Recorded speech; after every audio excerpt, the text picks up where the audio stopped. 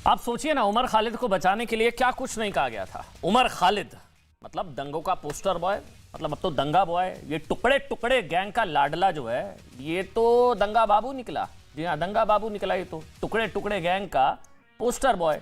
सोचिए क्या कुछ नहीं कहा गया था। आज मैं पढ़कर सुनाता हूं, वो लोग सारे जो अंडरग्राउंड है, जिन लोगों ने उमर खालिद को बचाने के लिए क्या से क्या नहीं कहा, क्या से क्या नहीं कहा, मैं आपको बताता हूं।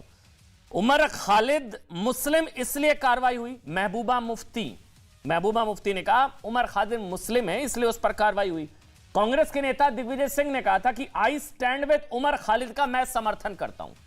अब कोई नहीं बोल रहा हूं, सारे चुप है, एकदम सन्नाटा है। योगेंद्र यादव ने कहा था कि उमर खालिद भारत का भविष्य है।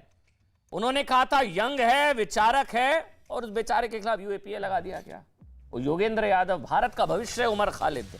चंद्रशेखर आजाद, भीम आर्मी, वो कह रहे थे कि असहमति की आवाज को दबाया जा रहा है उमर खालिद पर, जो यूएपीए लगाया गया है। अरुंधति रॉय, उमर खालिद को टारगेट किया जा रहा है। कुछ फिल्म निर्माता मीरा नायर की उमर पर कार्रवाई सीए एनआरसी के विरोध का नतीजा। और आगे सुनिए, मेधा पाटकर ने कहा था उमर खालिद बेहतरीन ओजस्वी युवा, यंग, विचारक, शानदार। कुछ लोग तो नेल्सन मंडेला से भी तुलना कर रहे थे उमर खालिद की। अब सुनिए दिल्ली हाईकोर्ट ने क्या कहा, सुनेंगे हैरान रह जाएंगे। और आप सवाल पूछेंगे सारे कहां हैं? ये जितने लोग बचाने वाले थे कोई नजर नहीं आ रहा है। अब कोई नहीं आके बोल रहा कि भाई हमसे गलत हुआ, हमने गलत जजमेंट दी, हमने गलत बयान दिया। कोई नहीं बोल रहा, सारे बचा रहे थे। दिल्ली हाईकोर्ट ने कहा कि उमर खालिद पर प्रथम दृष्टया आरोप सही हैं। ध्यान से सुनिएगा, हाईकोर्ट ने ऑब्जर्वेशन में कहा, ऑर्डर में कहा कि दंगों की योजना विनाशकारी और बेहद खतरनाक थी। It was not a typical protest but far more destructive and injurious. Delhi high court Umar Khalid को लेकर, साजिश से लेकर दिल्ली दंगों तक उमर खालिद का नाम। दिल्ली हाईकोर्ट, सुनिए, सवाल पूछेगा उन लोगों से ट्वीट करके, जैसे भी कि आप लोग तो मसीहा बता रहे थे इसे। दंगों के दूसरे आरोपियों से संपर्क में था Umar Khalid. CDR, call data records के जरिए यह एस्टेब्लिश हुआ। पुलिस पर हमले, आप सुनेंगे जो आप, फिर आप जरूर सवाल पूछेंगे जो नाम मैंने आपको बताया, जो लोग बचा रहे थे मसीहा। पुलिस ने कहा है दंगों की योजना प्राइमा फेसी, प्रथम दृष्टया आतंकी कृत्य। कोर्ट ने कहा ये prima facie, the same would prima facie be covered by the definition of terrorist act. आतंकी कृत्य, दिल्ली दंगा, उमर खालिद शुरुआत से लेकर अंत तक शामिल रहे। उत्तर पूर्वी दिल्ली में साजिश के तहत सड़क जाम। कई गवाहों ने खालिद की भूमिका, हिंसा, वित्त के बारे में बताया। ये सब दिल्ली हाई कोर्ट ने कहा है, मन से कुछ नहीं बोल रहा हूं। ये सारी ऑब्जर्वेशंस है कोर्ट की तरफ से जमानत याचिका खारिज करते हुए। हथियार, हमले, हिंसा से स्पष्ट है कि दंगे पूर्व नियोजित थे। 53 लोगों की मौत हुई थी इस दंगों में। दिलबर नेगी के हाथ पैर काट के जला दिया गया था। अंकित शर्मा आईबी अफसर को मार दिया गया था, नाले में फेंक दी गई थी बॉडी। 53 लोगों की जान गई थी। दंगे पूर्व नियोजित थे, ये दिल्ली हाई कोर्ट ने कहा। और आरोपी ने कई अलग अलग बैठकों में भाग लिया। प्रथम दृष्टया दंगों की योजना दिसंबर 2019 से शुरू हुई। इसमें कहा गया, वो सारी बैठकें हुई जिसमें एसिड बॉम्ब से लेकर तमाम दूसरे हथियार, राइट कैसे होंगे, किस तरह से असला, सब इकट्ठा किया गया। एसिड बॉम्ब, ये सब दिल्ली हाई कोर्ट की टिप्पणी है। टुकड़े टुकड़े गैंग का लाडला तो दंगा बाबू निकला भाई। ये टुकड़े टुकड़े गैंग का लाडला तो दंगा मास्टर निकला। दिल्ली हाई कोर्ट ने प्राइमा फेसी सही आरोप, दिल्ली हाई कोर्ट ने कहा है। हाईकोर्ट ने कहा कि जो काम देश की एकता और अखंडता के लिए खतरा, वो आतंकवादी गतिविधि के समान है। The same would prima facie be covered by the definition of terrorist act. Umar Khalid, high court ने सबूतों के आधार पर माना कि उमर खालिद पर दिल्ली दंगों को लेकर जो आरोप हैं वो प्रथम दृष्टया सही हैं। जानते क्या सवाल है? सवाल यह कि जिस उमर खालिद पर दंगों की स्क्रिप्ट राइटिंग का आरोप है, मतलब खालिद दंगाई, इसी ने थी डेट शीट बनाई, दंगों की डेट शीट बनाई। उसे मासूम बताने वालों की मंशा क्या थी? आप सोचिए ना। जो महबूबा मुफ्ती कह रही थी कि मुस्लिम है इसलिए कार्रवाई, उमर खालिद में मुस्लिम नजर आता है? यहाँ पे कम्युनिटी को गाली दे रहे हैं। उमर खालिद में मुस्लिम, उमर खालिद में भाई दंगाई नजर आएगा, किसी को आएगा, उपद्रवी नजर आएगा, अराजकता नजर आएगी, आपको धर्म नजर आया? ये तस्वीरें देखें ना एक बार, इसको फुल स्क्रीन पर दिखाइए तस्वीरें, रूह कांपती। आज मैं गया था वहां पर, मैं कवर करने गया था, ये फुल स्क्रीन पर ये तस्वीरें दिखाइए। मैं वहां पर कवर करने गया था, लाइनों सैकड़ों की संख्या में गाड़ियों को फूंक दिया गया था, याद है ना ये तस्वीरें? रूह कांपती है। सबसे खौफनाक दंगा हुआ था ये, सबसे खौफनाक दंगा था। 53 लोगों की मौत हुई थी। अभी ताहिर हुसैन को लेकर कोर्ट ने क्या कहा वो भी आप जानते हैं। ताहिर हुसैन को लेकर आरोप तय हुए हैं। आम आदमी पार्टी का पूर्व पार्षद जहां दंगा हाउस बना रखा था अपनी छत पर, असलहा पेट्रोल बम सब इकट्ठे कर रखे थे। ये तस्वीरें देखिए, आज दिखाना बहुत जरूरी है। टुकड़े गैंग एक्सपोज्ड, टुकड़े गैंग एक्सपोज्ड हमारा आज का हैशटैग है। हम कह रहे हैं कि दंगों की डेटशीट क्या उमर खालिद ने बनाई? हाई कोर्ट की ऑब्जर्वेशंस, ये टुकड़े गैंग के मुंह पर सबसे बड़ा कानूनी तमाचा है। टुकड़े गैंग के मुंह पर सबसे करारा कानूनी तमाचा। 53 लोगों की मौत हो गई थी, 53 लोगों की। और बचाने वाले कह रहे थे कि ये तो मसीहा है, यंग है, विचारक है, ओजस्वी है, बेहतरीन है, पता नहीं क्या क्या कह रहे थे इसके लिए। आप सोचिए। अब शहजाद पूनावाला भारतीय जनता पार्टी के राष्ट्रीय प्रवक्ता मेरे साथ यहां स्टूडियो में है। डॉक्टर रिजवान अहमद है मेरे साथ। शादाब, आपका स्वागत। डॉक्टर रिजवान अहमद, आपका बहुत बहुत स्वागत। असगर अली खान साहब और इश्करण सिंह भंडारी, वरिष्ठ अधिवक्ता सुप्रीम कोर्ट। इश्करण भाई, आपका बहुत बहुत स्वागत। सबसे पहले शहजाद, आप इसी शुरू कर रहा हूं। बहुत सवाल उठाए थे आप लोगों पर, आपकी सरकार पर भाई। दिल्ली दंगा, मुसलमानों को टारगेट, सीए, एनआरसी, हाईकोर्ट ने तो पूरी कुंडली, क्राइम कुंडली खोल कर रख दी। देखिए, आज एक बात स्पष्ट हो चुकी है कि ये सहयोग नहीं, ये प्रयोग था। ये वोट बैंक का सबसे घिनौना उद्योग था और इसीलिए ये सीए पूरा बहाना था। असलियत में दंगा भड़काना था, वोट बैंक को चमकाना था और इसीलिए ये पूरी प्लानिंग करवाना था। और इस प्लानिंग में क्या क्या हुआ? उमर खालिद, जिसको ये लोग क्या नेल्सन मंडेला की तरह तुलना कर रहे थे, कह रहे थे ये शांति का दूत है, ये बहुत एक ओजस्वी वक्ता है। ये उमर खालिद, जिसके बारे में 2020 से लेकर आज तक उसे बेल नहीं मिली है, अमरावती में वो एक भड़काऊ भाषण देता है, कहता है ट्रंप आने वाले हैं, हमें सड़कों पर उतरना होगा। वहां से शुरू होता है, दिसंबर से प्लानिंग शुरू होती है। और दिसंबर में क्या प्लानिंग शुरू होती है? एक व्हाट्सएप ग्रुप बनाया गया था। अमन जी, आप देखना उस व्हाट्सएप ग्रुप में, जिसका नाम था DGSP, उस ग्रुप में पूरे के पूरे तरीके से कैसे तेजाब, लाल मिर्च, लाठी, डंडा, ये सारी चीजें, असला इकट्ठा करना, ये नॉन वायलेंट प्रोटेस्ट था। फिर उस ग्रुप में लिखा गया कि इस बार भाषण से काम नहीं चलेगा, खून की नदियां है।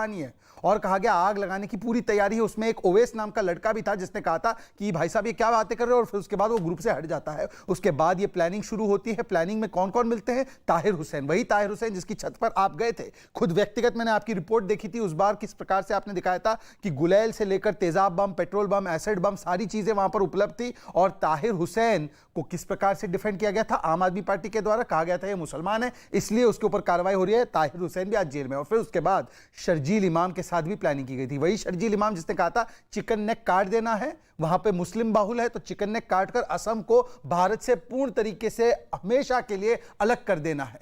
तो शर्जील इमाम जिसके साथ मिलकर ताहिर हुसैन के साथ मिलकर, और इस पूरी मंडली के लिए एक इकोसिस्टम जाग गया था। और वो इकोसिस्टम क्या बोल रहा था कि इस्लामोफोबिया के चलते इनको प्रताड़ित किया जा रहा है और ये हिंदुओं ने दंगे कराए और एक वर्ग टारगेट हुआ। अब मुझे बताइए कि आज ये लोग पूछ रहे हैं, रतन लाल, दिलबर नेगी, राहुल सोलंकी, अंकित शर्मा, वीरभान सिंह, विनोद कुमार, राहुल ठाकुर, इनका हत्यारा कौन है और उनकी हत्या के पीछे कौन है? आज ये वो लोग हैं जिनका नकाब उतर चुका है, परंतु इनको बचाने के लिए एक पूरी की पूरी इकोसिस्टम खड़ी हो गई थी और ये बता रही थी कि हिंदुओं ने दंगे करवाए और ये इस्लामोफोबिया के चलते ये तीनों लोग अंदर है। शादाब, अब तो कोई नहीं बचाएगा ना इसे, या आप भी कहेंगे मुस्लिम होने की सजा मिली बेचारे को?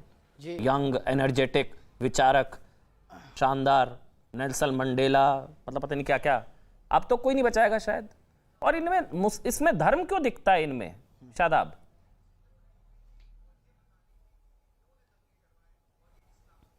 बिल्कुल अमन भाई, अभी शहजाद ने बहुत बड़ी बड़ी बातें की और उमर अगर एक्टिविस्ट थे, अगर उसकी एक्टिविटी कहीं ऐसा लगा कि आदरणीय भी लगा दीजिए, सम्मानित भी लगा दीजिए। पार्टी में एक बहुत बड़े गुजरात के नेता थे, वो थे आदरणीय, सम्मानित भी लगा दीजिए ना शादाब भाई। अभी अमन भाई यही तो मसला है कि अब शहजाद जब बोलते हैं आप बिल्कुल इंटरप्ट नहीं करते हैं, और मैं 10 सेकंड बोलूं बोलिए, तो आप इंटरप्ट करना शुरू कर चलिए, देते हैं। आप सम्मान सवाल दीजिए। कीजिए जी, जितना चाहे, मैं हूं पूरी रात जवाब देने तैयार हूं आपके सवालों का। हाँ। शादाब भाई बस हाँ। शिकायत ये हो जाती है कि शहजाद आप भाई बोलिए, ने जिस शादाब भाई आप तरीके ही से बोलिए, बात आपका की है, टाइमर मैं- चलाऊंगा, पूरा बोलिएगा आप, सम्मान पूर्वक। आपका कोई सम्मान में कमी नहीं है। बुरा ये लग जाता है कि जिसने हमारे अपनों, जिसकी वजह से हमारे अपने गए, 53 लोग मारे गए। शादाब भाई, दिलबर नेगी हाथ पैर काट कर, कोर्ट कह रहा है दंगाई, कोर्ट कह रहा है शादाब, उसको आप कहते हैं वो एक्टिविस्ट थे, सम्मानित आदरणीय। शादाब भाई इसलिए बुरा लगता है। अब आप बोलिए, बस वहीं इसलिए टोका था, वरना मैं नहीं टोकता कभी। बोलिए अब आप शादाब। हाँ, बिल्कुल। अगर मैंने उमर को एक्टिविस्ट कहा है, और ये मैं भी कानून का जानकार हूं, जब तक अदालत ये फैसला नहीं सुना देती कि वो उसमें मुल्जिम है, उसमें अपराधी है, तो इस तरीके से उसको आतंकवादी टाइप नहीं आप डिक्लेयर कर सकते, या न मैं कर सकता हूं। शहजाद भाई ने कहा कि आरोप हार्दिक पटेल पे क्या था? देशद्रोह का आरोप था। आज इनकी पार्टी में है, जो बीजेपी में आ जाएगा वो दूध का धुला हो जाएगा। निश्चिंत किसी भी अपराधी में धर्म नहीं देखना चाहिए, लेकिन बीजेपी का एमएलए सीके राहुल जी कहता है कि बिल्किस बानो के बलात्कारियों का धर्म, जो जाति जो है ब्राह्मण, उनके गुण अच्छे थे, और सेंट्रल और स्टेट गवर्नमेंट, गुजरात और केंद्र सरकार ने उन बलात्कारियों को छोड़ दिया। और क्यों छोड़ दिया? राजनीतिक लाभ के लिए कि ये अच्छे हैं, क्यों छोड़ दिया? और वो हैबिचुअल ऑफेंडर है। 2020 में जब वो पैरोल पर आए तो मेरी बहन बिल्किस बानो की इज्जत लूटने वाले दरिंदे, आदि आबादी की इज्जत लूटने वालों को आप छोड़ देंगे क्योंकि वो मुसलमान है? गुजरात में इलेक्शन है, और अफसोस होता है कि कांग्रेस और आम आदमी पार्टी तक नहीं बोलती, जो बार बार निर्भया मामले में बहुत कुछ बोलते थे। सोनिया गांधी का घर का घेराव करते थे अरविंद केजरीवाल, आज मनीष सिसोदिया के मुंह पे टेप लगी हुई है क्योंकि बिल्किस बानो मुसलमान है, और उसकी इज्जत लूटने वाले दरिंदों के खिलाफ कांग्रेस, बीजेपी, ये सब लोग मिल गए हैं। गुजरात चुनाव में हम जवाब देंगे सब लोग को। लेकिन मैं कह रहा हूं कि अगर कोई भी लोग हैं, अपराधी का ये जाति में नहीं बांटना चाहिए। उमर खालिद को जेल में डालेंगे, और जिन बलात्कारियों ने जिंदगी को लूटा, लोगों को मारा, मर्डर किया, उसको कौन सा रिश्ता है बलात्कारियों से? अमित शाह जी का, मोदी जी का देश पूछना चाह रहा है। आप लाल किले से कहते हो बेटियों का सम्मान, आज बेटियों के सम्मान में आगे आइए और उन बलात्कारियों को वापस भेजाइए। लेकिन केंद्र सरकार इन्वॉल्व है। शादाब चौहान बिल्किस बानो का भाई आज आपसे अपील कर रहा है कि आप टीवी एंकर 10 सेकंड चलिए बोल लीजिए, बचाइए और बचाइए। हाँ, मैं आपसे अनुरोध कर रहा हूं हाथ जोड़ करके, एक देश हित के लिए एक अपील कर रहा हूं, जो मुद्दा नहीं है जरूर। एक कंपनी है लाफाजे सीमेंट, मैं अपील कर रहा हूं, उसका इस्लामिक स्टेट से लिंक निकला है। मैं भारत सरकार से अनुरोध करता हूं कि उसकी जांच कराएं और उसको बैन करिए। हम इस्लामिक स्टेट को कंडेम करते हैं, आतंकवाद की भारत में कोई जगह होनी चाहिए। शहजाद भाई से भी कह रहा हूं, अनुरोध कर रहा हूं कि प्रधानमंत्री को कहिए लाफाजे सीमेंट की जांच कराएं, और जो आईसिस जानवरों का संगठन है उससे इनके संबंध निकले हैं, इन पर बैन लगाया जाए। बट एक चीज, आपको टॉपिक बताया गया था मेरी गेस्ट टीम द्वारा? अगर आपको गुमराह किया गया तो मुझे बताइए, मैं अपनी गेस्ट टीम से बात करूंगा। आपको टॉपिक बताया गया था? उमर खालिद पर कोर्ट ने कहा है कि दंगों की योजना विनाशकारी, खतरनाक थी, ये शुरुआत से लेकर अंत तक शामिल था, प्रथम दृष्टया सही है, और दंगों की योजना आतंकी कृत्य, ये जो 4 कोर्ट ने बोले हैं उमर खालिद को लेकर, आतंकी कृत्य, इस पर बोलिए कि हम लोग जो बचा रहे थे हम गलत थे, या कोर्ट गलत या आप गलत? पॉइंट पे रहिएगा सर, इधर उधर मत भागेगा, या तो कोर्ट गलत या आप गलत, फिर आप शहजाद जवाब दे दीजिएगा। हम अपने वहां मैंने आपको बताया कि भारत के कानून के अंदर अगर पुलिस आरोप लगाती है, बहुत सारी कहानियां गढ़ती है, और बाद में वो लोग बरी हुए हैं, ऐसा सबूत है। लोअर कोर्ट ने उनको सजा दी है, बाद में जाकर सुप्रीम कोर्ट ने उनको साथ न्याय किया है। हमें अदालत पर विश्वास, और ऐसा हमारा ऑब्जर्वेशन है कि उमर खालिद पर कोई भी जितने चार्जेस लगाए जा रहे हैं, मिलकर डिबेट करेंगे कि वो फ्री होगा। अफजल गुरु आतंकवादी मानते हैं उसको? ये कहता था जुडिशियल, ये कहता है जुडिशियल किलिंग। अफजल गुरु आतंकवादी? किसको? अफजल गुरु, वो तो कन्विक्टेड अफजल गुरु नहीं। अफजल गुरु आतंकवादी, सुन लीजिए, ये नहीं, ये देखिए अभी ये पलटी है, देखिए ये देखिए अभी कह रहे थे कोर्ट से कन्विक्शन हो जाए तब कहूंगा, इनकी जबान लड़खड़ाई है। सजा दी उसमें क्या सवाल है? ये सेकुलरवादियों इनकी जबान लड़खड़ाई जाती है। बोलिए अफजल गुरु आतंकवादी। जब अरे कब कह रहे हैं साहब? कहिए ना, कोई लड़खड़ाहट नहीं है, बोलिए ना, स्ट्रेट एंड क्लियर है बिल्कुल। क्या है? बोलिए अफजल गुरु आतंकवादी। बुरा दी है और अफजल गुरु आतंकवादी। मैं कह रहा हूं कि आप जो मुझसे क्यों बुलवाना चाह रहे हैं आप? भाई अभी आपने बोला मैं कोर्ट का सम्मान करता हूं, कोर्ट दोषी ठहरा देगा तो मैं मान जाऊंगा। अफजल गुरु आतंकवादी, अफजल गुरु आतंकवादी, जुडिशियल किलिंग वाला बयान गलत। अफजल गुरु आतंकवादी, शादाब बस इतना बोल दीजिए। क्यों क्वेश्चन कर रहे हैं आप? मैं किसी आतंकवादी का समर्थन नहीं करता, किसी नहीं। अफजल गुरु आतंकवादी नहीं करता। देखिए एक सेकंड लगता है इनका चेहरा, किसी भी शक्ल में चेहरा होगा, देखिए इनका, हम किसी भी चेहरा आतंकवादी का देखिए समर्थन नहीं करेंगे। देखिए बोलिए अफजल गुरु आतंकवादी,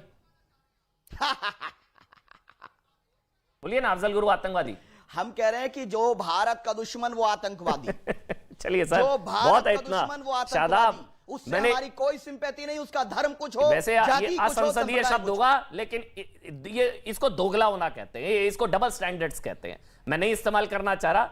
मैं शहजाद आप जल्दी से बोल लीजिए, 10 फिर मैं डॉक्टर रिजवान अहमद आ रहा हूं। 10 इशकरण सिंह सेकंड। भंडारिया, हाँ बोलिए मात्र बोलिए 10 प्लीज सेकंड शहजाद। लूंगा। जी ठीक है शादाब, एक एक करके बोलेंगे आराम से। शादाब हो गया, शादाब हो गया, ठीक है शादाब प्लीज। शहजाद पूनावाला, देखिए अभी शादाब ने कहा कि जब तक कोर्ट किसी को दोषी नहीं मानता तब तक हम किसी को आतंकवादी नहीं कहते। बहुत अच्छी बात है, बहुत अच्छा प्रिंसिपल है, पर मुझे बताइए कि साध्वी प्रज्ञा के नाम पर उसको आतंकवादी बताकर पूरे हिंदू समाज को हिंदू टेरर कहने का काम शादाब और कांग्रेस पार्टी ने किया। और मुझे आप बताइए कि क्या वो बयान हिंदू टेरर का, चिदम्बरम का, सुशील कुमार शिंदे का गलत था? पहली बात। दूसरी बात, अफजल गुरु जो कन्विक्टेड टेररिस्ट है उसको टेररिस्ट नहीं मानेंगे। तीसरी बात मैं आपसे पूछना चाहता हूं, यह है उमर खालिद का फेसबुक पोस्ट, वो कहता है बुरहान वानी शेख गवारा था, मकबूल भट्ट शेख गवारा था। अब बताइए मिस्टर शादाब चौहान, मकबूल भट्ट और बुरहान वानी ये शेख गवारा थे? मकबूल भट्ट, अफजल गुरु, बुरहान वानी, डॉक्टर रिजवान अहमद, इसमें धर्म क्यों दिखता है? ये तो इंसानियत के दुश्मन है और उन्हीं धर्म के लोगों को भी मारा है। भाई दिल्ली दंगों में तो मुसलमान भाइयों की भी जान गई है। ये उमर खालिद किसी धर्म के नहीं है। भाई इनमें क्यों धर्म क्यों दिखता है? डॉक्टर रिजवान अहमद, डॉक्टर रिजवान अहमद, शादाब एक एक करके अपनी टर्न पर प्लीज रिक्वेस्ट कर रहा हूं। शादाब, डॉक्टर रिजवान अहमद। जी शुक्रिया। जय हिंद, वंदे मातरम। पैनल ज़रा गंभीर होता, हम एक उम्र के लोग होते तो ज़्यादा अच्छा लगता, सब अधिवक्ता होते तो ज़्यादा अच्छा लगता। फिर भी कोशिश करूँगा आपके मुखातिब होने की, इश्करण को मुखातिब होने की, शादाब को मुखातिब होने की। देखिए जब हम लोग दिल्ली बोलते हैं तो दिल्ली शहर नहीं है, दिल्ली इस देश का दिल है। ये रॉयट, ये प्लानिंग और बड़ा स्पीकिंग ऑर्डर है हाई कोर्ट का बेल खारिज करते हुए, इसको हम लोग रूटीन या मैकेनिकल ऑर्डर नहीं मानते हैं कि भैया बेल खारिज कर दी। ऑनरेबल हाई कोर्ट ने बड़ा एक्सप्लेन किया है। जो 10 पॉइंट आप बता रहे हैं मैंने भी सुबह पढ़े थे, point by point honourable high court ने समझाने की कोशिश की है। ये नागपुर होता तो नतीजा कुछ और होता, ये मान लीजिए कोई और शहर होता तो न बेंगलोर होता तो नतीजा कुछ। ये दिल्ली है, ये देश की धड़कन है, ये देश का दिल है। और उसी वक्त बाहर का एक प्रेसिडेंट आ रहा है जिसके साथ साथ पूरी दुनिया का मीडिया यहां पर है। तो ये जो सिचुएशन है ये नॉर्मल, ना तो नॉर्मल शहर की है और ना नॉर्मल रॉयट की है और ना नॉर्मल हालात की है। तो इसलिए इस अपराध को किसी और दंगे या और प्लानिंग से इसकी तुलना नहीं करी जा सकती। इस बंदे ने, इस आतंकवादी ने अपनी बेल से पहले हाई कोर्ट को एक लेटर लिखा। और देखिए कितनी बेवकूफी की बातें। अब आदमी जब वकील नहीं होता और इस तरह की हरकतें करता है, चाहे डिबेट में आके बोले, चाहे हाई कोर्ट के जज को चिट्ठी लिखे, इनका कोई फर्क नहीं पड़ता। पर पता होता नहीं इन लोगों को। चिट्ठी में पता है क्या लिखा था कि मैं रोज जब पुकार लगती है तो मैं सोचता हूं मेरा नाम कब पुकारा जाएगा, और ये जो टनल है अंधकार की ये कभी खत्म होगी या नहीं होगी। यानी ये इतने जाहिल हैं कि इनको ये तक नहीं पता कि कोर्ट से कोई इस तरह के पत्र नहीं लिखे जाते। लेकिन जो 55 लोग मरे थे वो रोज अल्लाह को और परमेश्वर को, उनकी माएं, उनकी बीवियां चिट्ठी लिखती हैं कि मेरा जो आदमी चला गया वो तो कभी वापस नहीं आएगा, लेकिन तुम तो अभी सिर्फ 2 साल अंदर हो, तुम्हें तो फिर भी उम्मीद है कि तुम आ जाओगे। और अभी किसी ने बिल्किस बानो से इसका कंपैरिजन किया, भैया ऐसा है अभी 2 साल हुए हैं, 13 साल अंदर रह लो, हम तुम्हारे लिए भी विरोध नहीं करेंगे अगर तुम्हें जेल से छोड़ दिया जाएगा। अभी सिर्फ 2 साल हुए हैं, 13 साल और रह लो। और आगे अपनी बात बढ़ाते हुए, भाई अगर लोग कहते हैं कि कोर्ट जब तक किसी को ना बोले, तो भैया 2002 से 2022 तक माननीय आदरणीय प्रधानमंत्री नरेंद्र मोदी ने तो कोर्ट ने कभी आरोपी माने ही नहीं। तो वहां तुम लोग काहे मातम कर रहे थे, वहां काहे सीना पीट रहे थे? सबसे पहले नरेंद्र मोदी से माफी मांगो यार। 2002 के बाद 10 साल यूपीए सरकार रही, एसआईटी रही, सुप्रीम कोर्ट ने मॉनिटर किया और 2022 में आके उस आदमी को क्लीन चिट मिल गई। तो काहे बैठ के बकवास करते हो? इस्तेमाल कन्वीनियंस के हिसाब से करते हैं ये लोग। जब सूट करता है तो कोर्ट चिल्लाएंगे, संविधान चिल्लाएंगे। जब अपने पर आएगी तो फिर शरिया याद आ जाता है। वो खैर छोड़ दीजिए, कोर्ट का तो कन्वीनियंस के हिसाब से इस्तेमाल होता है। देखिए अफजल गुरु कन्विक्टेड है नहीं बोलेंगे, बुरहान वानी मकबूल भट्ट को आतंकवादी नहीं मानते भाई, ये लोग छोड़िए ना, इनको धर्म नजर आता है। इश्करण सिंह भंडारी, फिर असगर अली खान साहब, मैं आपके पास आऊंगा, आप भी लॉयर हैं। पहले इश्करण सिंह भंडारी, ये जिस तरह की इंडाइटमेंट या जिस तरह की स्टेटमेंट या जिस तरह की ऑब्जर्वेशन है, लीगली इसको किस तरह से समझ रहे हैं आप? क्योंकि कई लोग हैं जो बचा रहे थे उमर खालिद को, बेचारा यंग एनर्जेटिक विचारक, पता नहीं क्या क्या। वो तो अमन भाई सिम्पथी कार्ड हमेशा ही चलता रहता है, पर आपने डिबेट जब शुरू की तो आपने पूछा था कि आप मानेंगे, पर मुझे पूरा विश्वास है कि एक पंक्ति है, कुछ लोग हैं जो आज भी कहते हैं अफजल हम शर्मिंदा हैं, तेरे कातिल जिंदा हैं। अफजल गुरु वो तो जुडिशियल किलिंग, कोर्ट की जजमेंट थी, उसके बाद अलग अलग कोर्ट्स में सुनवाई हुई थी, प्रेसिडेंट ने अलाउ किया था, उसके बाद हुई थी, वो उसको नहीं मानते आजकल, तो बेल ऑर्डर को क्या मानेंगे? तो वो तो उम्मीद छोड़ दीजिए, आपके बेल ऑर्डर को मानेंगे। पर इस बेल ऑर्डर में एग्जॉस्टिव हियरिंग हुई है, मल्टीपल डे हियरिंग चली थी, अप्रैल में शुरू हुई थी, उसके बाद पूरा चांस दिया गया था, उसके बाद प्रोसिक्यूशन ने महीना हियरिंग का जवाब दिया था, तो बहुत एग्जॉस्टिव हियरिंग हुई थी और 52 पेजेस का ऑर्डर आया है। अब इस ऑर्डर में 2-3 बातें आप समझ लीजिए कि जो तो ये कहते हैं ना, ये स्कॉलर था, ये एक्टिविस्ट था, ये था, ये प्राइमा फेसाया पाया गया है कि ये टेरर केसेस में इन्वॉल्व था, तो ये तो कोर्ट की फाइंडिंग है।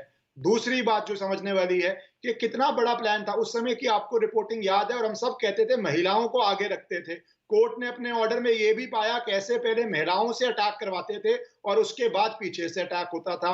तीसरी बात, किस तरह टाइमिंग की गई थी, सेंसिटिव टाइमिंग थी जब प्रेसिडेंट ट्रंप इंडिया में थे, और ये सेंसिटिव टाइमिंग का मीनिंग समझते हैं। अभी वॉल स्ट्रीट जर्नल में एक एड आई थी जो मैंने पहली बारी देखी है, जिसमें इन्वेस्टिगेटिव ऑफिसर्स और ऑनरेबल जजेस को नाम से टारगेट किया गया था प्रेशर क्रिएट करने के लिए। हमारी इंडिपेंडेंट जुडिशरी है, वो ऐसी प्रेशर टैक्टिक्स में आती नहीं। पर आप कॉन्स्पिरेसी के लेवल्स देखिए, किस किस लेवल तक ये कॉन्स्पिरेसी जाती है। इसीलिए प्रेसिडेंट ट्रंप की आने की टाइमिंग बहुत जरूरी थी, क्योंकि विदेशी मीडिया भारत के अंदर दो बड़ी बातें उसके बाद आप एक तो शाहीनबाग में भी हमने देखा था महिलाओं को आगे कर दिया जाता था। ये कोर्ट ये बहुत इंपॉर्टेंट है, ये बहुत इंपॉर्टेंट है, कोर्ट ने बोला है, ये रिकॉर्ड किया है कैसे महिलाएं अटैक शुरू करती थी और उसके बाद अटैक होता था। और उस समय याद है शाहीन बाग तिरंगे की आड़ में दिल में मतलब मुंह पर तिरंगा दिल में दंगा, इनका क्या होता है, मुंह पर तिरंगा होता है दिल में दंगा होता है। और महिलाओं और बच्चों को आगे कर देते हैं, फिर कुछ होगा तो हाय महिलाओं को पीट दिया, हाय महिलाओं के साथ महिलाओं को आगे करते हैं। कोर्ट का ऑब्जर्वेशन है ये, और फिर पीछे से फिर दंगा शुरू होता है, फिर पुलिस पर अटैक किया गया। कोर्ट ने बोला it's like a terrorist act. मैं असगर अली खान साहब आपका एक कमेंट ले रहा हूं, मैं आऊंगा आपके पास, आऊंगा इश्करण भाई, मुझे ब्रेक पर जाना है, लेकिन एक कमेंट असगर अली खान साहब आपका, टेरर केस में इन्वॉल्व, सवाल को सुनिएगा उसी का जवाब दीजिएगा, मैं उम्मीद करूंगा। टेरर केस में इन्वॉल्व शख्स को बचाने वाले कौन? देखिए अमन भाई, वहीं से बात शुरू करते हैं, क्योंकि आपने शुरू में लिस्ट भी बताई थी कि 53 लोगों की लिस्ट है, और उसमें एक लिस्ट में नाम भी 6, 7, 8, 10 नाम अभी लिए फिलों में, और वो सारे एक तरफा नाम लिए गए। अगर पूरी लिस्ट आपके पास हो तो आप पढ़ दें, उसमें ये भी पता चल जाएगा। मैं साफ साफ बता दूं, आपने भी जो नाम लिए हमारे नॉन मुस्लिम भाइयों के लिए, हम सब भाई हैं, चाहे हिंदू हैं, मुस्लिम हैं, सिख ईसाई, हिंदुस्तानी हैं हम। अच्छा बाद में करना, पहले सुन लीजिए। अच्छा पहले तो बता रहे थे कि हिंदुओं ने दंगा किया, तो फिर सवाल मुसलमानों को टारगेट किया। बोले यादें क्या लिखा था विदेशी अखबारों में, हिंदुत्व मॉब।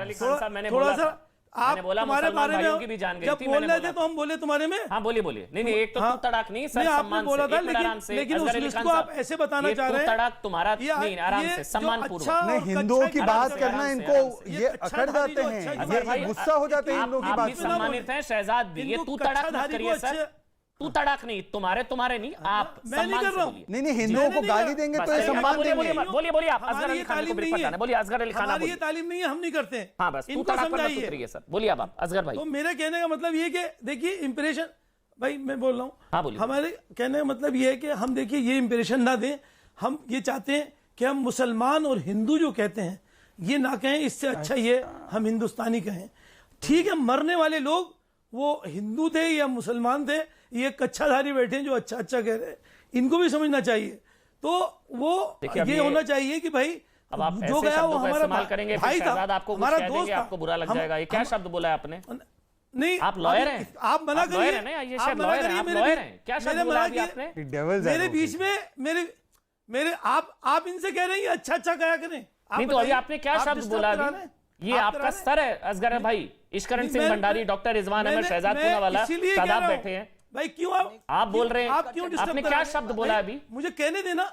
मेरी बात कहने दी। मेरी बात क्यों नहीं कहने देते आप?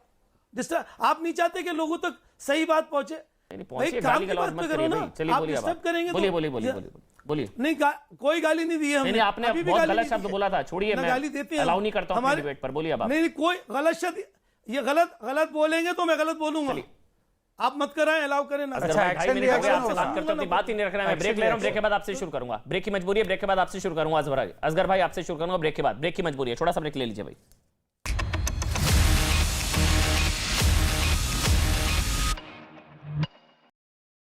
सुरक्षा के लिए हथियार खरीदने की होड़ मच गई। रूस यूक्रेन जंग के बीच जर्मन इंटेलिजेंस चीफ का बड़ा बयान। रूस को लेकर ब्रूनो केहल का दावा। कहा, पूरे पश्चिमी देशों से जंग चाहते हैं पुतिन, सिर्फ यूक्रेन तक सीमित नहीं रहना चाहते। रूस के ताबड़तोड़ हवाई हमलों के बाद यूक्रेन में गहराया बिजली और पानी का संकट। राष्ट्रपति जेलेंस्की का दावा, यूक्रेन के कई इलाकों में बिजली और पानी की सप्लाई ठप। चेचन्या में गृह युद्ध के हालात के बीच कादिरफ की बेटी की सुरक्षा कड़ी। गृह युद्ध जैसे हालात के बीच विद्रोहियों ने कादिरफ के समर्थकों पर जोरदार फायरिंग की है। चेचन कमांडर रमजान कादिरफ के बेटियों का नया वीडियो आया सामने। वीडियो देख सवाल उठ रहा है कि क्या वो जंग में शामिल होने के लिए मारियोपोल पहुंचे हैं। जंग में बंदी बनाए गए यूक्रेन के सैनिकों को रूस ने रिहा कर दिया। सैनिकों की सतला बदली में यूक्रेन की 100 से ज्यादा महिलाओं को पुतिन के पंजे से आजादी मिली। अगले साल होने वाले एशिया कप टूर्नामेंट के लिए भारतीय क्रिकेट टीम पाकिस्तान नहीं जाएगी। बीसीसीआई की बैठक में लिया गया बड़ा फैसला। T20 वर्ल्ड कप के अभ्यास मैच में आज न्यूजीलैंड से भारत का महामुकाबला। पहले वार्म अप मैच में ऑस्ट्रेलिया पर हुई थी टीम इंडिया की रोमांचक जीत।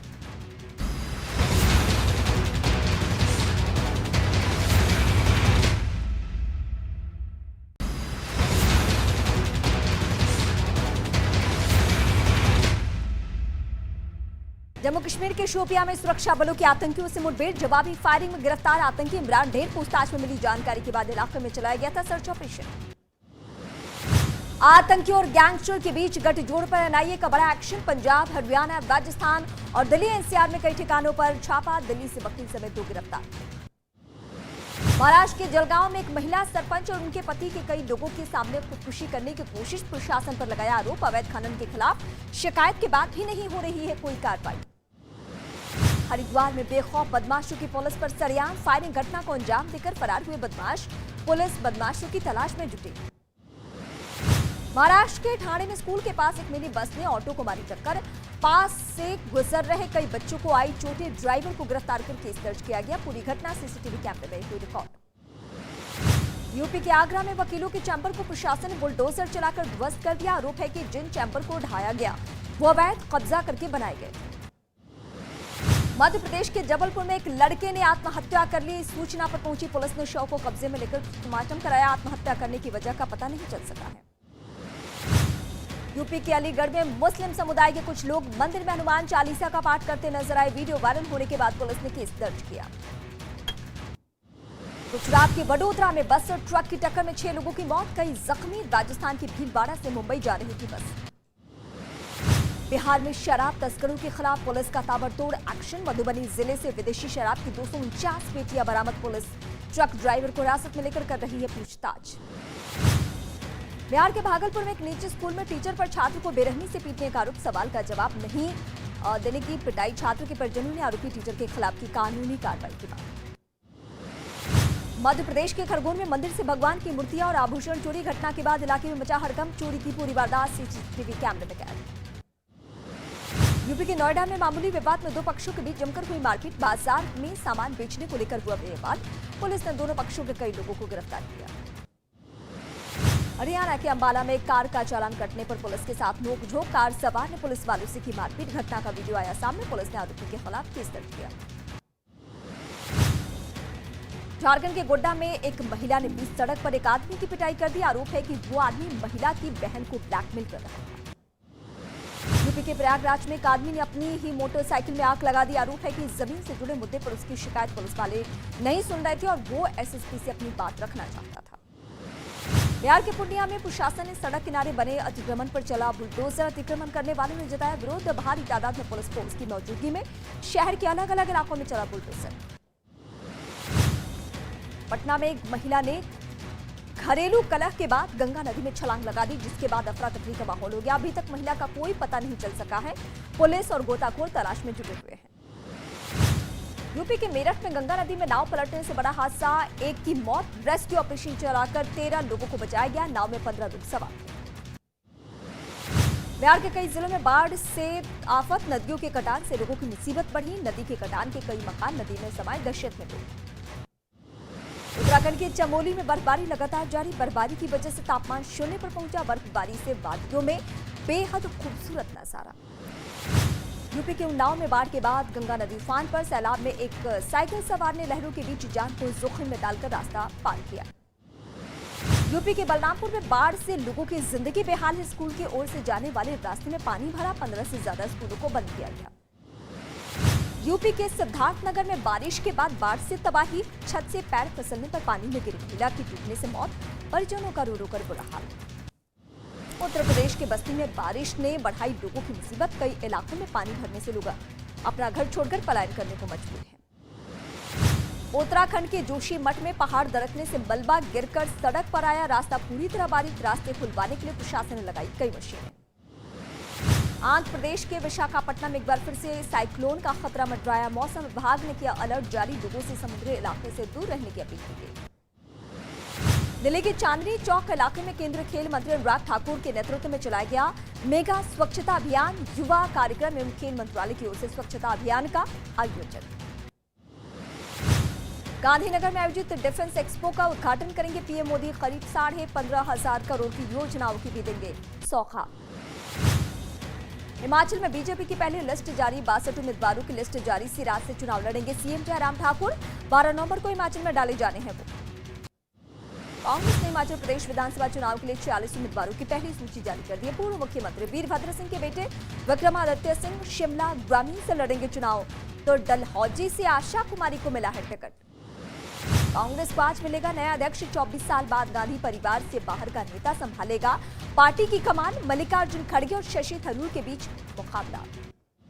राहुल गांधी की श्री राम से तुलना पर सियासी बवाल शुरू हो चुका है। राजस्थान के स्वास्थ्य मंत्री प्रसादी लाल मीणा ने राहुल गांधी की भारत जोड़ो यात्रा की तारीफ करते हुए उनकी तुलना श्री राम से की। तमिलनाडु की पूर्व मुख्यमंत्री जयललिता की मौत के मामले में कमेटी ने एक रिपोर्ट पेश की है, जिसमें शशिकला समेत कई लोगों को दोषी ठहराया गया है। मुंबई में एमएनएस ने मैकडॉनल्ड्स की मेन्यू में बदलाव करने की दी धमकी। 90 दिनों में हलाल मीट को अपने मेन्यू से हटाने के लिए फिर झटका मीट बने खाने को भी उसमें शामिल करने को कहा। दिल्ली नगर निगम चुनाव का रास्ता हुआ साफ। केंद्र ने जारी किया नोटिफिकेशन। परिसीमन में घटकर 250 हुई दिल्ली के वार्डों की संख्या। इलाहाबाद हाईकोर्ट ज्ञान वापी मामले में आज फिर करेगा सुनवाई। कोर्ट ने तलब किया निचली अदालत का रिकॉर्ड। हरियाणा के पंचकुला की रहने वाली दिव्यांग सोम्या ठाकुर सबके लिए मिसाल बनी है। सोम्या ठाकुर मैक्सिको में होने वाली व्हील चेयर वर्ल्ड कॉन्टेस्ट 2022 में भारत का प्रतिनिधित्व करेंगी। कैरेबियाई देश हैती में अमेरिका और कनाडा के लड़ाकू विमानों की लैंडिंग ने खलबली मचा दी। अमेरिका और कनाडा ने दावा किया कि उन्होंने हैती की मदद के लिए वहां अपने विमान भेजे थे। रूस और यूक्रेन में छिड़ी भीषण जंग का एक वीडियो वायरल हो रहा है, जिसमें टैंकों और बख्तरबंद गाड़ियों पर मिसाइलों से हमला होता दिखा है। यमन सरकार ने अपनी सेना को जंग के लिए तैयार रहने का आदेश दिया है। 8 साल से गृह युद्ध की आग में सुलग रहे यमन में भयानक जंग छिड़ सकती है। अमेरिका का बड़ा दावा, चीन कभी भी ताइवान पर हमला कर सकता है। चीन की सरकार ने ताइवान पर कब्जा करने की रणनीति का काम तेज किया। रूस और यूक्रेन के बीच भीषण होती जा रही जंग से यूरोप बुरी तरीके से दहल गया है। वहां के देशों में अपनी सुरक्षा के लिए हथियार खरीदने की होड़ मच गई। रूस रूस यूक्रेन जंग के बीच जर्मन इंटेलिजेंस चीफ का बड़ा बयान। रूस को लेकर ब्रूनो केहल का दावा। कहा, पूरे पश्चिमी देशों से जंग चाहते हैं पुतिन, सिर्फ यूक्रेन तक सीमित नहीं रहना चाहते। रूस के ताबड़तोड़ हवाई हमलों के बाद यूक्रेन में गहराया बिजली और पानी का संकट। राष्ट्रपति जेलेंस्की का दावा, यूक्रेन के कई इलाकों में बिजली और पानी की सप्लाई ठप। चेचन्या में गृह युद्ध के हालात के बीच कादिरफ की बेटी की सुरक्षा कड़ी। गृह युद्ध जैसे हालात के बीच विद्रोहियों ने कादिरफ के समर्थकों पर जोरदार फायरिंग की है। चेचन कमांडर रमजान कादिरफ के बेटियों का नया वीडियो आया सामने। वीडियो देख सवाल उठ रहा है कि क्या वो जंग में शामिल होने के लिए मारियोपोल पहुंचे हैं। जंग में बंदी बनाए गए यूक्रेन के सैनिकों को रूस ने रिहा कर दिया। सैनिकों की अदला बदली में यूक्रेन की 100 से ज्यादा महिलाओं को पुतिन के पंजे से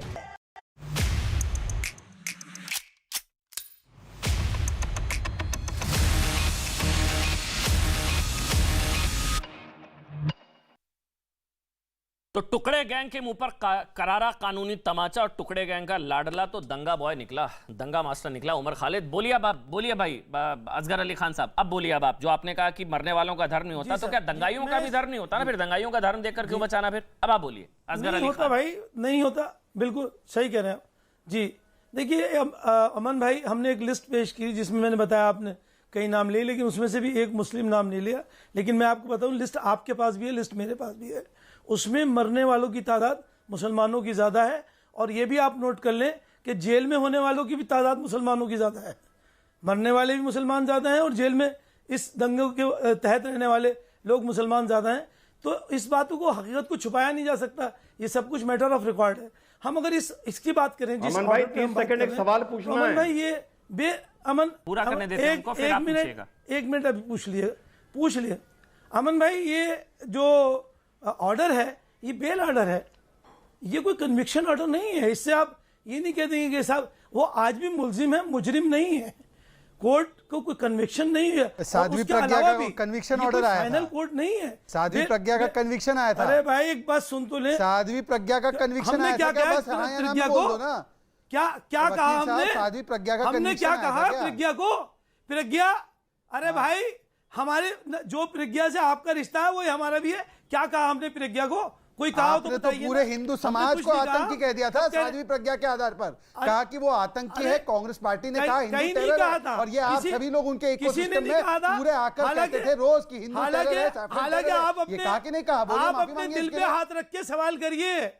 आप अपने दिल पे हाथ रख के सवाल करिए। दिल पे नहीं, मैं संविधान के ऊपर सवाल करता हूं, हाथ रख के सवाल कर रहा हूं। संविधान पर हाथ रख कर सवाल कर रहा हूं कि बताइए हिंदू समाज को आतंकी कहा था कि नहीं कहा था? जो आप तालिबान महान और हिंदू समाज आतंकवादी। असगर अली खान, मैं कहता हूं मरने वालों में मुसलमान भी थे, बिल्कुल सही बात है। इस केस की तो मैं इसी पर आऊंगा, छोड़ दीजिए, इधर उधर नहीं जाते। मरने वालों में मुसलमान भी थे, मैं आ रहा हूं। मरने वालों में मुसलमान भी थे असगर अली खान, बिल्कुल सही आपने कहा।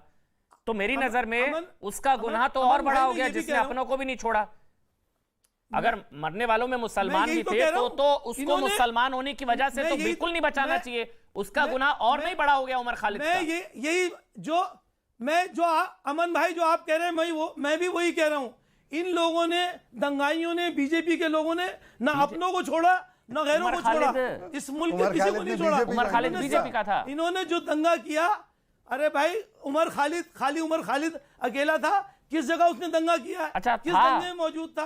आप अगर उसकी स्पीचेस की बात कर रहे हैं, किसी दंगे में कई पत्थर, जिन लोगों ने तलवारें चलाई, गोलियां चलाई और दंगे किए मौके पे आगे लगाई, उनकी भी तस्वीरें दिखाई। ताहिर हुसैन बीजेपी से था क्या? उन लोगों को आप एक तरफा बोलने दीजिए उनको। अरे ताहिर हुसैन की आप बात कर रहे हैं ना, कौन सी पार्टी से था? ताहिर हुसैन के अलावा कोई किसी का नाम नहीं है।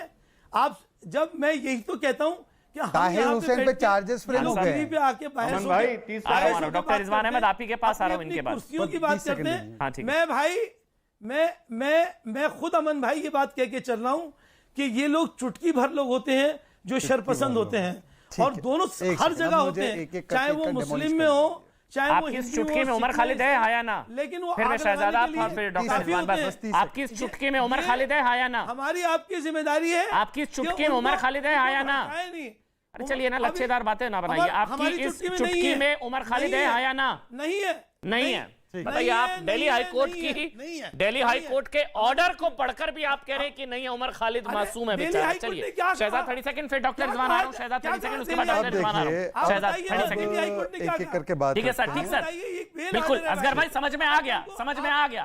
बारूदी बुद्धिजीवी अभी भी बचाने में लगे हुए हैं सर। अरे सुन लीजिए आप, मैं अरे सर कितना सुनो, सुना तो दिया आपने, समझ गया मैं। बारूदी बुद्धिजीवी अभी भी बचा रहे हैं। शहजाद पूनावाला आप बोलिए, फिर डॉक्टर रिजवान मैं आपके पास आऊंगा, एक एक करके बोलेंगे। बस सर हो गया, प्लीज बोलिए आप शहजाद। देखिए शहजाद इन्होंने आ रहा हूं असगर भाई, आ रहा हूं। इन्होंने कहा आतंकियों का, दंगाइयों का धर्म नहीं होता, पर और चुटकी भर लोग करते हैं। तो फिर जब ये दंगे हुए तो सबसे पहला नैरेटिव क्या गढ़ा गया? हिंदुत्व मॉब्स ने दंगे करवाए, मरने वाले मुसलमान थे। ये किसने नैरेटिव फैलाया? राना अयूब और पूरे कांग्रेस के इकोसिस्टम ने। और फिर कैसे आतंकी और दंगाई जो थे, ताहिर हुसैन से लेकर उमर खालिद, जावेद अख्तर से लेकर आप तमाम लोग देखिए, चाहे आम आदमी पार्टी हो, मुस्लिम कार्ड खेलकर उनका बचाव किया गया। मुझे एक सवाल है कि मेरा एक सवाल है कि इनको केवल आतंकियों में, दंगाइयों में ही क्यों मुसलमान दिखाई देता है? कभी वीर अब्दुल हामिद में नहीं दिखाई देता, कभी एपीजे अब्दुल कलाम में नहीं दिखाई देता। दिखता है तो केवल अफजल गुरु में दिखता है, केवल उमर खालिद में दिखता है, केवल ताहिर हुसैन में दिखता है। ऐसा क्यों? और आखिरी बात, एक आखिरी बात, हाँ। पीएफआई के साथ ये दंगे कराए गए। शाहीन बाग नाम का एक अवैध पूरा गठन शुरू किया गया था, उसमें हिटलर से की मौत मरेगा, हिंदुत्व की कब्र खुदेगी, जैसे आजादी के नारे लगाए गए। मुझे बताइए कि शाहीन बाग को ये गलत मानते कि नहीं मानते? चलिए डॉक्टर रिजवान अहमद मैं आपके पास आ रहा हूं। मरने वालों का दो धर्म ढूंढ लिया असगर भाई ने, आप ही बोलिएगा सर। मरने वालों का दो धर्म ढूंढ लिया, लेकिन दंगाइयों का धर्म क्यों ढूंढा जाता है? और एक और चीज सर, एक ऑब्जर्वेशन दे रहा हूं, आप ही बोलिएगा सर। जुडिशियल किलिंग के खिलाफ बोलने वाला आदमी आज जुडिशरी से ही उम्मीद लगा रहा है कि मुझे जमानत दे दो। जुडिशियल किलिंग बोलने वाला आदमी आज जुडिशरी से उम्मीद लगा रहा है कि मुझे जमानत दे दो। डॉक्टर रिजवान अहमद आपका कमेंट, फिर शादाब आ रहा हूं, इश्करण आ रहा हूं। जी बस बहुत छोटे छोटे मुख्तसर से बड़े आसान सवाल हैं असगर भाई के लिए। दो हैं, चाहे वो दोनों का जवाब दे दें पर कम से कम एक का जरूर दें। ठीक। असगर भाई ने दो बड़ी अच्छी बातें बोली। मरने मारने वाले का मजहब नहीं होता। दूसरा उन्होंने बोला हिंदू मुसलमान की बात ना करो, ये हिंदुस्तान है। असगर भाई अखलाक हो गया, फैलू खान हो गया, जुनैद हो गया, ये आपको सब नाम पता है। अब असगर भाई का हम जानते हैं दिल दोनों के लिए बराबर धड़कता है। अब पिछले 2 साल में जितने हिंदू मुसलमानों द्वारा मारे गए टारगेट करके, अब असगर भाई उन 4 हिंदुओं का नाम बताएंगे और इस देश के सामने ये कहेंगे कि तेरा मेरा रिश्ता क्या, ला इलाहा इल्लल्लाह ये कुफ्र है और ये नारा लगाने वाले पर लानत भेजनी चाहिए सेकुलर इंडिया में। तो 4 हिंदुओं के नाम बताइए फैलू जुनैद की तरह, जिन्हें मुसलमानों ने मारा, और इस नारे के खिलाफ कहिए कि ये कुफ्र है। दोनों आसान सवाल हैं, किसी का भी जवाब दे दीजिए। एक एक करके ले लीजिए ना, पहले किसका देना है? एक एक करके पहले 4 नाम बता दीजिए। रिजवान भाई, हाँ 4 नाम हिंदू, दोनों का दे देते हैं। रिजवान भाई, रिजवान भाई पिछले 4 साल की क्यों बात, हम पिछले 4 साल की क्यों बात करें, पिछले 75 साल की बात करें। बहुत सारे मेरे पास, मेरे ऑफिस में मेरे पास रिकॉर्ड हैं बहुत सारे। आप हंस रहे हैं, आप मेरे बड़े हैं। 4 नाम बता दो ना, हो सकता है मैं गलत अरे आप 4 नाम बता दो, रिकॉर्ड छोड़ो। मैं बता रहा हूँ, 4 नाम बता दो ना। अभी अरे 4 नाम बताओ। मैं बता रहा हूँ अभी आपको। सुन तो लो भाई, उछल क्यों रहो इतने गद्दी पे से? क्या हो गया, कोई खास बात हो गई? मैं तो 75 साल की बात कर रहा हूँ। लिस्ट है आपके पास? अभी तुम्हारे पजामे का धागा खोलता हूँ, बताओ। मैं तो सबका कह रहा हूँ। और 8 सालों से, पिछले 8 सालों से 4 नाम तो बताओ हिंदुओं के। आप लोगों को क्या है, आप लोगों की तो मजबूरी है। आप लोगों 4 नाम तो बताओ हिंदुओं के। किसी के इशारे पे बोलना है। हम तो जो बात कहेंगे वो सीधी बात करेंगे। जो सही बात है वो कहेंगे। आपके लिए कुर्सियों की बात नहीं करना है। 4 बताओ, सीधे बताओ। सैकड़ों नाम है। अरे 4 नाम बताओ ना। हजारों नाम। अरे बताओ ना, मैं कहता हूँ 4 साल की आके कभी इस मुद्दे पे बात करो। जब बात होती है, जब मुद्दे पे बात होती है तो कूद के किसी और तरफ भागने लगते हो। आप वो लोग हो जो इस मुल्क को बर्बाद करना चाहते हो। जिसको मुस्लिम भीड़ ने मारा है, असली टेररिस्ट आप लोग हो। धागा खुल गया। असली टेररिस्ट धागा खुल गया। जो फसाद कराना चाहते हो इस मुल्क में। आप चाहते हो खुल गया धागा, एक्सपोज हो गया धागा। आप दुनिया के सामने एक्सपोज हो गया, खुल गया धागा। दुनिया के समझा सामने मैंने एक्सपोज क्यों हो धागा गया। खुल गया। टेररिस्ट आप अच्छा, लोग बताओ, तेरह अरे अभी तो डिबेट में ही 4 नाम ले लिए, वही सुन चार लेते नाम ले लीजिए। डिबेट में ही ले लिए इतने नाम सैकड़ों तो। नाम है मेरे पास। आप कोर्ट के ऑर्डर चलिए, पे आप बैठे ठीक, हो, ठीक। ऐसे क्या बात कर रहे हो? पढ़े लिखे हो क्या? पता नहीं कैसे ईश्वरण सिंह भंडारी आपको समझा देंगे। जैसे एक मिनट, ईश्वरण सिंह भंडारी, फिर शादाब आपके पास आऊंगा। ईश्वरण सिंह भंडारी आपको समझा देंगे। ये तो कोर्ट का ऑर्डर है असगर भाई, जिसको आप नहीं मान रहे हैं लॉयर होकर। कोर्ट का ऑर्डर है सर, इसमें अमन चोपड़ा या शहजाद नहीं कह रहे हैं। कोर्ट ने कहा है the same would prima facie be covered by the definition of terrorist act, आतंकी कृत्य। ईश्वरण सिंह भंडारी।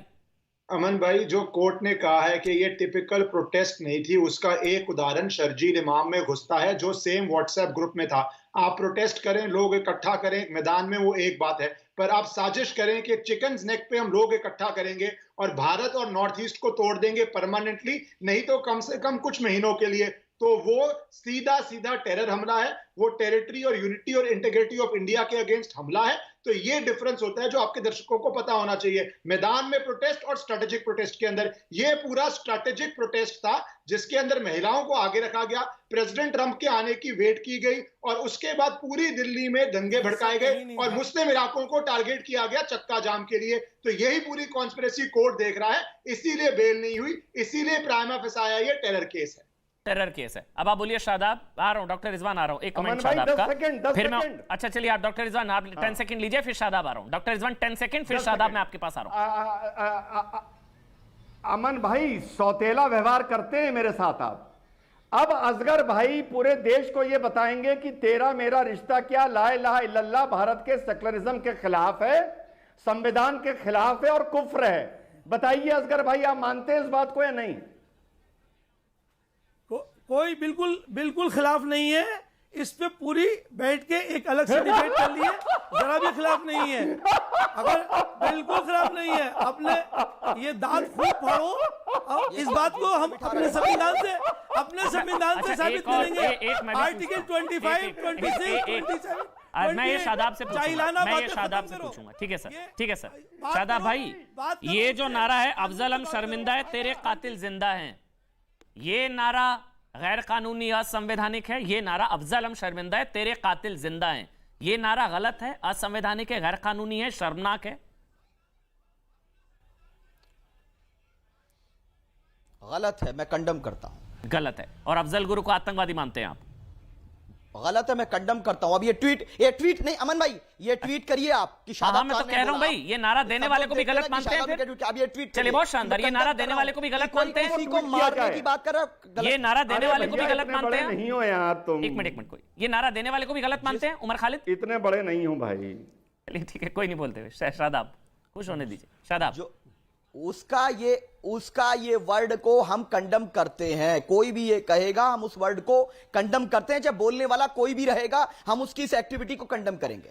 और टेररिस्ट एक्ट में शामिल था जब कोर्ट ने कहा, तो आप सही या कोर्ट सही? नो इफ एंड बट, बिल्कुल स्ट्रेट फॉरवर्ड। तो अब अफसोस हो रहा है कि किसको बचा रहे थे? अब दिल्ली दंगों पे बात कर ले। हाँ, उमर खालिद पे आ जाइए जी। हाँ शहजाद, उसके बाद आप। एक मिनट आ रहा हूं, बोलिए। बोलिए शादाब, जवाब सुनिए। हाँ। दिल्ली दंगों से पहले 1.5 महीने से ज्यादा से पीसफुल प्रोटेस्ट चल रहा था, लेकिन अचानक कपिल मिश्रा धमकी भरी अंदाज में भीड़ को लेकर के आता है, पुलिस के सामने धमकी देता है और उसकी जांच तक नहीं होती, एफआईआर तक नहीं होती। गोली मारो सालों को जैसी बात कही थी, एक मिनिस्टर ने बुलवाई थी कि देश के गद्दारों को गोली मारो सालों को, उनकी जांच नहीं होती। गृह मंत्री ने कहा था कि ऐसा नारा लगाओ कि शाहीन बाग में मिनिस्टर ने बोली थी ये बात, मिनिस्टर ने बोली थी ये बात, मिनिस्टर ने बोली थी गोली मारो, बोली थी मैंने कहा मिनिस्टर ने कहा देश के गद्दारों को। ठीक है, तो जनता बोलती थी जूते मारो, जनता बोलती थी कुछ भी करो, जनता ने बोला है। कंडम नहीं किया। आपको गद्दारों से इतनी सहानुभूति क्यों है? बीजेपी के लोग, अरे भैया अब तो शब्द वापस लीजिए। आपने बोला मिनिस्टर ने बोली, बीजेपी के लोग, आपने बोली मिनिस्टर ने बोली, मिनिस्टर ने नहीं बोली थी। पहले तो उस पर सॉरी बोलिए, मिनिस्टर ने नहीं बोला था। मिनिस्टर ने बोला था देश के गद्दारों को, सामने जनता ने बोला गोली मारो। जनता ने बोला गद्दारों से सहानुभूति क्यों है? सुन लीजिए। पहली बात तो शब्दों का चयन ठीक है, मिनिस्टर ने नहीं बोला था। पूरी बात सुन लीजिए। बीजेपी के मिनिस्टर ने उसको कंडम नहीं किया। बीजेपी के मिनिस्टर ने, अनुराग ठाकुर ने कंडम नहीं किया कि ऐसा नहीं बोलना चाहिए। ये उनका गुनाह है कि उन्होंने कंडम नहीं किया था, इसलिए उन पर एफआईआर होनी चाहिए। देती है जैसे अजमल कसाब को सूली पे लटकाया गया। जैसे अच्छा, अकबर उन्होंने कसाब को कंडेम नहीं सजा किया, मिली, इसलिए उनके नथुराम साथ गोडसे अफजल को सजा पता मिली, नहीं इन देश लोगों के के गद्दारों जैसा को ऐसे सजा बर्ताव होना मिलेगी। चाहिए था।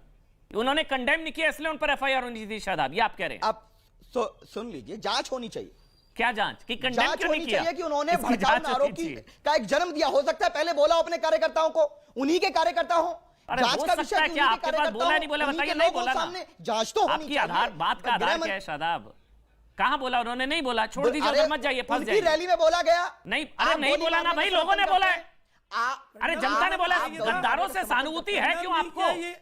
गद्दारों से इतनी बीजेपी के लोगों सहानुभूति क्यों है? ने, बीजेपी के लोगों ने, बीजेपी के आपको लोगों अफजल ने, गुरु से बीजेपी के सहानुभूति है, लोगों ने। गद्दारों से सहानुभूति है, दिलबर नेगी से नहीं जिसको है, अदालत से अंकित शर्मा सहानुभूति से होगी, नहीं उसे है। इस नारे से हाथ सहानुभूति पैर नहीं काट होगी। कर जला दिया, जिसकी वजह से सब वो उसके जिसको खिलाफ नहीं बोल रहे हैं आप।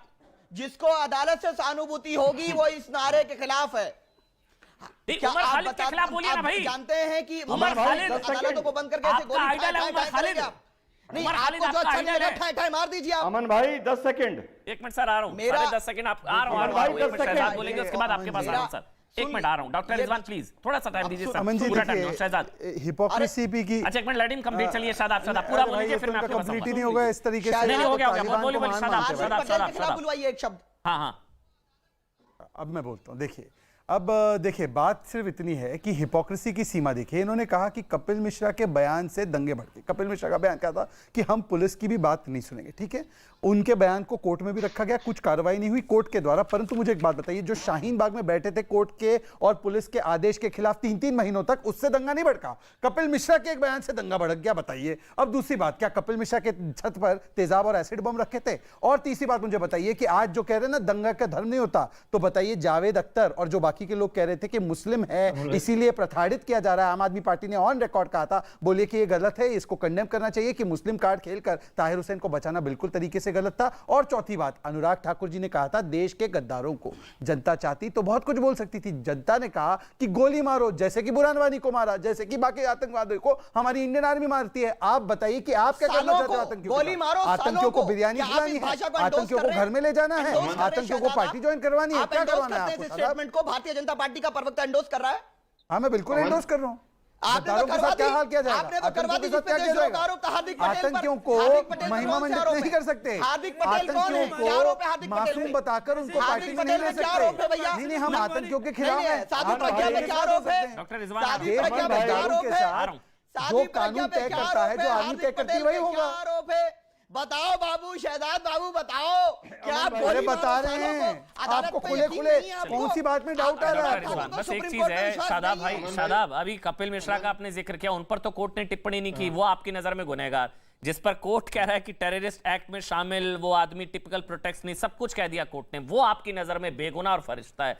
इतने डबल, मतलब कपिल मिश्रा पर एक टिप्पणी नहीं है कोर्ट की, वो आपकी नजर में गुनहगार है। लेकिन जिस पर तय कोर्ट कह रहा है करेगी। कि वो टेररिस्ट एक्ट में शामिल मुझे रहा, सुप्रीम वो कोर्ट आपके पे लिए आदमी विश्वास फरिश्ता और है, मसीहा न्याय है। होगा। डॉक्टर रिजवान अहमद, अब आप बोलेंगे, न्याय फिर इश्करण होगा, जी जिस और तरह वरुण गांधी से असगर भाई मैं न्याय आपके हुआ। पास आऊंगा। असगर जी आऊंगा आपके पास, पहले डॉक्टर रिजवान अहमद अमन बोलें। भाई, हाँ, अमन डॉक्टर भाई। रिजवान अहमद, फिर इश्करण जी आ अमन रहा हूं। भाई, हाँ अमन भाई, पहले एक बात बोलूंगा, फिर एक बड़ा छोटा सा आसान सा सवाल पूछूंगा। हम लोग बचपने में सुनते थे चूल्हे में जाओ, तो इसका मतलब ये नहीं होता था चूल्हे में जाओ। अब इसको समझने के लिए आदमी में अकल की जरूरत होती है। अब मैं एक नारा बताता हूं और असगर भाई मुझे यकीन है ये कहेंगे कि ये नारा सही है। देश के गद्दारों को गोली मारो, सालों को हिंदू मुस्लिम या हो सिख ईसाई, मत छोड़ो इस बीमारी को। अब असगर भाई बताइए, इस नारे में कोई प्रॉब्लम है या आप इस नारे को सही मानते हैं? ये बताइए रिजवान भाई, इस मुल्क में किसको गद्दार कहना चाह रहे हैं? आप अपने आप को कह रहे हैं या किसी और को कह रहे हैं? करवाना कोई भी हो, किसके लिए नारा वो है? हिंदू किसके मुस्लिम लिए? सिख ईसाई, किसके लिए नारा अरे है ये? हिंदू मुस्लिम किसके लिए सिख बताइए ईसाई, ना? कोई भी हो, ये आपके लिए नारा है? कोई या भी किसी हो। और के इशारा करो। यहां मेरे लिए है, अगर मैं कोई नहीं है गद्दार हूं तो मेरे लिए है। कोई गद्दार नहीं है। उस अच्छा, जिसने यार, ये नारा मोहम्मद लगाया, गद्दार इस घर में नहीं कोई है। गद्दार नहीं है। नारा लगाया, गुरु गद्दार उसकी नहीं है। जहालत को गद्दार नहीं है। रखते हुए वाह, उसको वाह, जेल वाह, भेजना चाहिए। उसके खिलाफ कार्रवाई होनी चाहिए। अधूरे। हमारे मुल्क में कोई अच्छा गद्दार नहीं असगर है। भाई, और किसके अच्छा लिए कह रहे कोई हैं? गद्दार नहीं है, बहुत बढ़िया बहुत बढ़िया। कौन अच्छा, है ये? सुनिए, असगर साहब, कौन है असगर गद्दार? साहब सुनिए ना, बताइए बता देता हूँ ना, अच्छा बताइए ना, हमारे सुनिए यहाँ ना। कोई- और अगर कोई गद्दार है, अगर सुनिए जल्दी से आप सुनिए बोलिए। सुनिए इश्करण अमन भाई एक जल्दी से बात बोलना चाहता असगर हूं। भाई आऊंगा आपके पास, आऊंगा असगर भाई। इश्करण क्योंकि ये बहुत इंपॉर्टेंट पार्ट है, कोर्ट ने रिकॉर्ड भी किया है, क्योंकि ये बार बार कपिल मिश्रा का नाम दे रहे हैं। कपिल मिश्रा क्या चाह रहे थे कि भीड़ हट जाए, तो कोर्ट ने ये भी नोट किया है अपने ऑर्डर में, पढ़ के बोल रहा हूं कि एक प्री मेडिटेटेड प्लान था इंटेंशनल ब्लॉकिंग ऑफ रोड से, ताकि इनकन्वीनियंस हो, डिसरप्शन ऑफ एसेंशियल सर्विस हो to the life of community in north east Delhi, thereby creating a panic and alarming situation. तो ये जाम करके वहां के लोगों को फ्रस्ट्रेट करके, पैनिक क्रिएट करके कि किसी भी तरह से दंगे हो जाएं, ये भी साजिश में अच्छा, कोर्ट ने रिकॉर्ड सेकुलरिज्म किया के है। नाम पर उमर खालिद को तो बचाया जा रहा है, लेकिन सेकुलरिज्म के नाम पर और भी क्या हो रहा है देश में, एक बार तस्वीरें दिखा देते हैं। असगर भाई आपके पास आऊंगा, शादाब भाई आऊंगा, एक बार तस्वीरें वो दिखा दीजिए। देखिए ये तस्वीरें जो है भारत की कैसे हो सकती है, आप सोचेंगे भी कैसे हो सकता है भारत में। तेलंगाना के एक शहर में, फुल स्क्रीन पर दिखा दीजिए 32 तस्वीरें।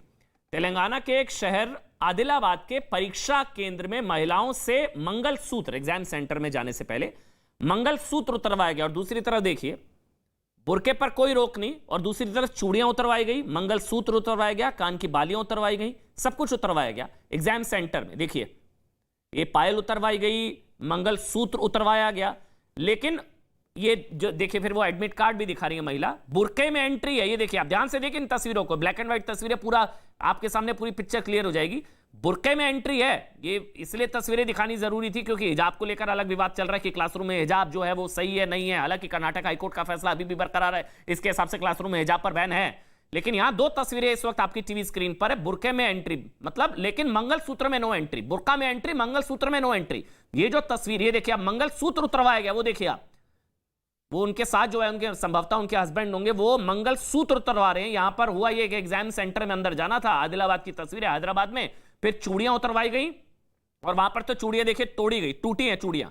और दूसरी तस्वीर जो आप देख रहे हैं वो तस्वीर, वो बुरके वाली महिला देखिए आराम से वो अंदर गई हैं, और वहां पर फिर वो एडमिट कार्ड दिखाएंगी। वहां पर देखिए अब ये तस्वीरें देखिएगा, उन्होंने एडमिट कार्ड दिखाया, वो बुरके वाली। ये अब ये भी सेकुलरिज्म के नाम पर होगा। इस पर कोई कमेंट, शहजाद आपका कमेंट मैं बहुत जरूरी है क्योंकि हिजाब को लेकर बड़ा विवाद था, लेकिन यहां मंगलसूत्र उतरवा दिया गया और बुरके में एंट्री अलाउड है। ये देखिए अमन जी, इसको मैं कहता हूं टीआरएस सोच, तालिबानी रजाकारी सोच। और ये तालिबानी रजाकारी सोच एक मिनी अफगानिस्तान बनाना चाहती है। हिंदुओं को जिस प्रकार से भगा भगा कर अफगानिस्तान और पाकिस्तान से भगा भगा कर निकाला गया, तो उनके मंगलसूत्र को निकाला जा रहा है, उनकी चूड़ियों को निकाला जा रहा है, क्योंकि कॉपिंग हो जाएगी और बुरखे में कॉपिंग नहीं होगी। तो यही वन आइड सेकुलरिज्म, एक आंख वाला उदारवाद और सेकुलरवाद का एक चेहरा देखना है, तो ये टीआरएस की सोच अर्थात तालिबानी रजाकारी सोच का परिचय आपको मिल रहा है। गलत हुआ शादाब, मंगलसूत्र उतरवाया जा रहा है, गलत हो रहा है, क्योंकि हिजाब उतरवाया तो बड़ा गुस्सा आया था आपको, मंगलसूत्र उतरवाया जा रहा है, गलत हो रहा है शादाब।